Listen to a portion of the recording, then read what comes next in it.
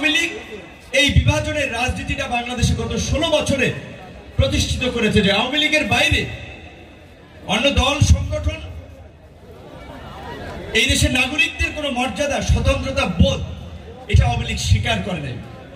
আওয়ামী লীগ ঐতিহাসিকভাবে একটা ফ্যাসিস্ট রাজনৈতিক দল, সেটা আমরা 1972 সালে 71-এর মুক্তিযুদ্ধের পর থেকে 72 থেকে 75 পর্যন্ত আমরা দেখেছি।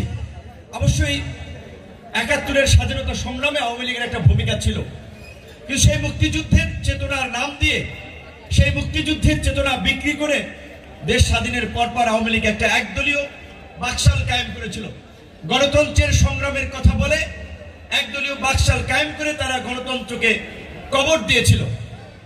যে কারণেই 75-এর 7ই নভেম্বর সিপাহী জনতার বিপ্লবের মধ্যে দিয়ে যখন জিয়াউর রহমান রাজনীতির মঞ্চে আসেন কিংবা সামরিক ক্ষমতার শীর্ষে আসেন, কিছুটা সেই রাজনৈতিক সংস্কৃতির পরিবর্তন হতে শুরু করেছিল এবং বাংলাদেশের সামরিক বাহিনী ঐতিহাসিকভাবে জাতীয় সংকটে জনতার কাতারে এসে জনগণের সাথে দাঁড়িয়েছে।